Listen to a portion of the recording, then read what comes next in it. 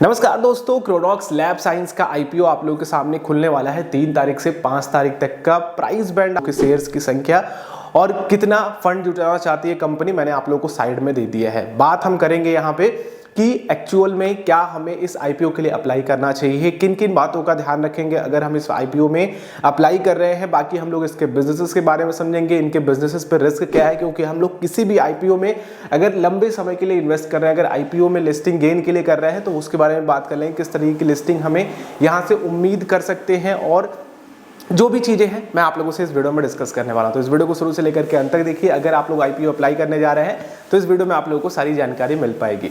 आप देख रहे हैं द इंडियन पीपल चैनल और मैं आप लोगों का होस्ट रवि आपसे बात कर रहा हूं। अगर आप लोगों का इंटरेस्ट इस तरह की वीडियोस में है तो चैनल को जरूर सब्सक्राइब करिएगा और बेल आइकन को क्लिक करेंगे तो आने वाली वीडियोस की नोटिफिकेशन आ सकेंगी। दोस्तों, अगर हम लोग इनके बिजनेस की बात करें तो बिजनेस पूरा केमिकल बेस है, केमिकल के ऊपर सारी डिपेंडेंसी है इनके बिजनेस की। इनके बिजनेसेस के जो केमिकल है वो अलग अलग डिफरेंट इंडस्ट्री में यूज़ होते हैं, जैसे कि फार्मास्यूटिकल में भी यूज़ किया जाता है। अगर कोई लैब साइंस कोई रिसर्च डेवलपमेंट करना चाहता है तो वो भी इनसे केमिकल खरीद करके ले जाता है। ब्यूटी प्रोडक्ट्स में भी इनके केमिकल यूज़ होते हैं।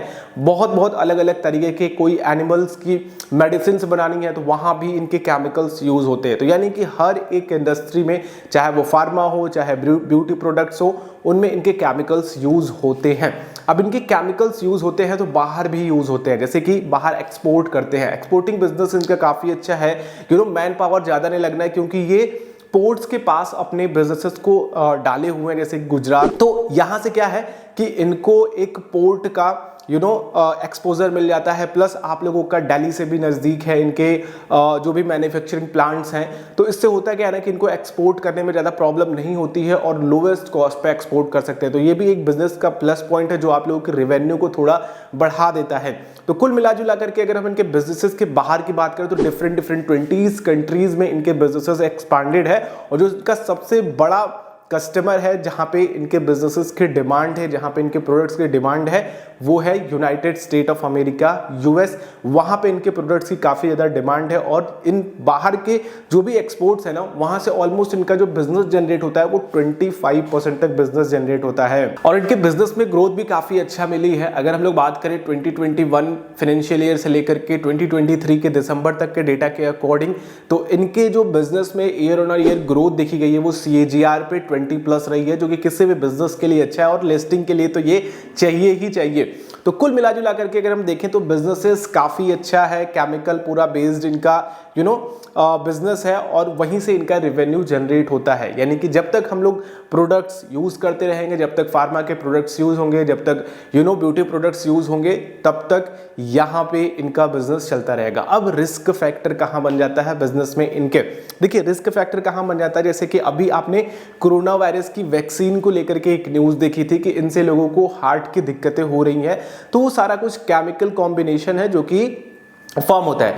अब मान लीजिए कोरोना वायरस में जो भी वैक्सीन बन रही है उनके अलग अलग केमिकल्स से, अलग अलग चीज़ों से मिलकर के एक वैक्सीन बनी है, एक कह लीजिए कि प्रोडक्ट बना है जो कि एक दवा के लिए एक फार्मा में यूज हो रहा है। उसी तरीके से इनका जो बिजनेस है ना, पूरा का पूरा प्योरिटी पर डिपेंडेंसी है और जो भी कस्टमर है उनके सेटिस्फेक्शन पे है। और किसी भी तरह की माइनर भी अगर शिकायत आती है तो इनके बिजनेसेस पे काफी बड़ा असर पड़ेगा।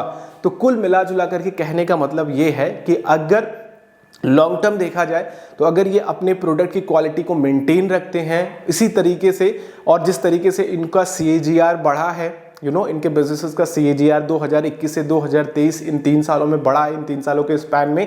तो अगर इसी तरीके से अपने कस्टमर लॉयल्टी इनके साथ रहती, कस्टमर लॉयल्टी यानी कि जो भी कस्टमर है इनके साथ दोबारा से वापस आते हैं, अगर कोई और कंपटीशन इनके सामने नहीं आता है तो इनका बिजनेसेस काफ़ी अच्छा ग्रो करेगा। और अभी इनका बहुत बड़ा ग्रो फैक्टर बाहर की कंट्रीज में नहीं है। लगभग 20 कंट्रीज में मिला करके इतनी 20 कंट्री को पकड़ना बहुत अच्छी बात है और किसी भी बिजनेस के लिए ऑलमोस्ट 20 कंट्रीज में होना उसके बिजनेस के लिए बहुत अच्छा है। और जिस तरीके से इनके बिजनेस का एक्सपेंशन है, जो रेवेन्यू है वो केवल 25% ही बाहर से आ रहा है। तो कहीं ना कहीं एक मुझे ये लगता है कि नेगेटिव पॉइंट है, जो आगे चल करके फ्यूचर में अगर कोई भी कंपनी आती है ठीक है, और इनके बिजनेसेस पे इनसे अच्छे प्रोडक्ट्स को उनके सामने रखती है, अच्छे ऑफर्स रखती है, इनके जो एग्जिस्टिंग कस्टमर है उनके सामने, तो कहीं ना कहीं इनके बिजनेसेस पे इफेक्ट पड़ सकता है। और इनका कहना ये है कि ये जो भी यहाँ से आईपीओ से पैसा निकाल रहे हैं, और एक और चीज़ जो है, ऑफर फॉर सेल के तहत ये जो भी शेयर्स आप लोगों के ऑलमोस्ट 95 लाख शेयर आप लोगों के सामने यहाँ पे पब्लिश करे जा रहे हैं आईपीओ के थ्रू, जिनसे जो भी पैसा आएगा, और ये जो भी ऑफर फॉर सेल है ये प्रमोटर्स के हैं, ये प्रमोटर्स अपने शेयर्स को आप लोगों के सामने रख रहे हैं और आप इनको पैसा देंगे, यानी कि अपने प्रमोटर्स हल्का हो रहे हैं इस कंपनी से। तो ये भी एक चीज़ है जिनको आप लोग कंसीडर कर सकते हो। बाकी अगर मैं बात करूं कि इस आईपीओ में मैं अप्लाई करूंगा कि नहीं करूंगा, तो एक सिंपल सी चीज़ समझो कि जहां पे कंपटीशन ज़्यादा हो, ठीक है, अगर आप लॉन्ग टर्म के लिए जा रहे हो तो लिस्ट हो जाने दो कंपनी को, और फिर उसके बाद हम देखते हैं इसमें क्या करना है। अगर लिस्टिंग गेन देखना चाहते हो तो मार्केट एक रेंज में है, बुलिश है, तो जब भी मार्केट बुलिश होता है तो इस तरीके के आईपीओज में थोड़ी लिस्टिंग अच्छी मिल जाती है।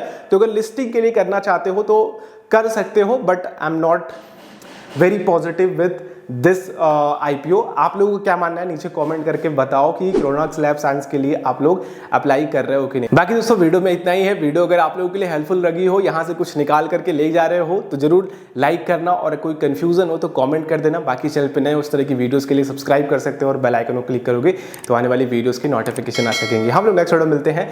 आप लोगों का दिन शुभ हो। जय हिंद।